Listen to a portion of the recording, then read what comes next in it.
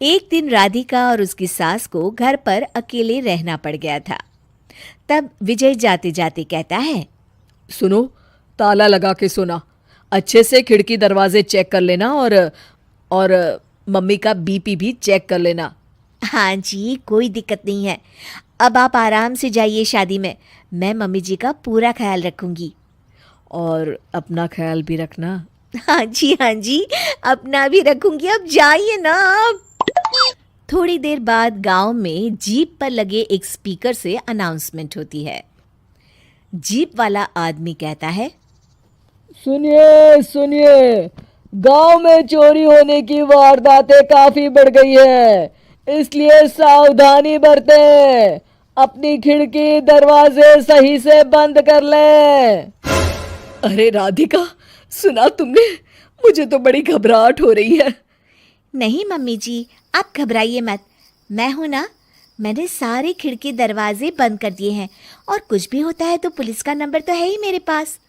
अच्छा, मेरी तो सांसें तेज चल रही है बेटा। एक तो ये विजय भी घर पर नहीं है।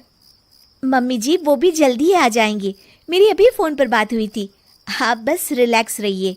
उधर दूसरी तरफ दो चोर रात में गांव में चोरी करने का प्लान बनाते हैं। दोनों सास बहू अकेली है उस घर में। अच्छे से पता लगाया नो? हाँ, कोई और नहीं है घर पर। अच्छा मौका है हाथ साफ करने का। अरे वाह, अब आएगा मजा। देर रात को जब सब कुछ सुनसान होता है, दोनों चोर गांव की तरफ निकल जाते हैं।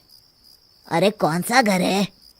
वो कोने वाला, तुम बस मेरा पीछा करो। ठीक है। दोनों दबे पांव बचते बचाते राधिका के घर के बाहर तक पहुंच जाते हैं। ये सास बहू बड़ी चालाक है। कितना कस के सब बंद किया हुआ है, एक भी खिड़की नहीं खुल रही। चोर खिड़की खोल ही रहा होता है कि तभी बिजली जोर से कड़कती है और चोर डर जाता है। राधिका की सास भी चौंक कर उठ जाती है। राधिका! राधिका भी उठ जाती है। क्या हुआ माँ जी? घबराइए मत, मैं आपके पास ही हूँ। तुमने कुछ आवाजें सुनी? माँ जी, बस बिजली कड़की है। आप बेवजह परेशान हो रही हैं। मैं आपके लिए पानी लेकर आती हूँ। ठीक है बेटा। राधिका जैसे ही पानी लेने के लिए उठती है, उसे खिड़की से चोर की परछाई दिखती है। ये देखते राधिका थोड़ा घबरा जाती है। वो अपनी सास को इशारा करती है। उसकी सास भी चोर को देखकर डर जाती है। शांत हो जाइए मम्मी जी। श्श। अरे मगर कैसे बेटा? हे भगवान, विजय को फोन लगा बेटा।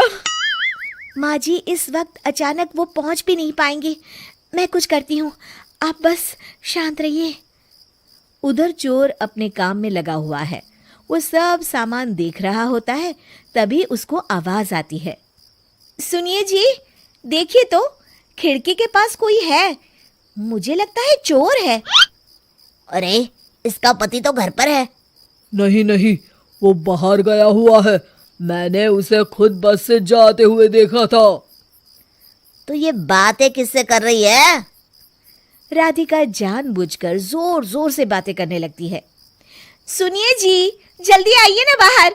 मुझे पक्का शक है कि घर में कोई घुस आया है। अरे, लगता है इसका पति आ गया है। ये दोनों अकेली नहीं है। भोलों की जानकारी तो गलत थी। भागो! चोर घबराकर जल्दी जल्दी बाहर की ओर भागने लगते हैं। तभी एक चोर का पांव फिसल जाता है, मगर वो फिर से जल्दी से खड़ा होकर भागने लगता है। वो गली के कोने तक पहुंचने ही वाला होता है कि पुलिस उसको पीछे से आके पकड़ लेती है। अरे रुको तो, किधर भाग रहे हो दोनों? कब से तुम दोनों की तलाश थी हमको? साहब, छोड़ दो हमको साहब। हमने कुछ नहीं किया। अच्छा, तो इतनी रात को क्या यहाँ जॉगिंग करने आए थे? हवलदार, दोनों को हथकड़ी लगाकर गाड़ी में बिठाओ। तभी पीछे से राधिका भी आ जाती है। मैम, आपने बड़ी बहादुरी दिखाई। अगर सभी आपके जैसे नीडर नागरिक हो तो कितना अच्छा हो। सर, आपको मेरी सासू माँ ने फोन किया था। उनका ही आइडिया था ये। हाँ, और चोर को डराने का आइडिया तो राधिका का था। बहुत ही समझदार और निडर है मेरी बहू। चलिए, आप दोनों का ही बहुत बहुत शुक्रिया। आपने इन चोरों को पकड़वाकर देश की मदद की है। और हाँ, पुलिस स्टेशन आकर अपना इनाम जरूर से ले लीजिएगा। और अगले दिन विजय शहर से आ जाता है। वो अखबार में तस्वीर देखता है जिसमें राधिका और माँ इनाम ले रहे होते हैं। माँ, आपको कोई चोट तो नहीं आई है ना? अरे ना बेटा ना, जब तक राधिका साथ है तकलीफ कैसी। राधिका, तुम ठीक तो हो ना? I am so proud of you Radhika, तुम बहुत ही समझदार हो।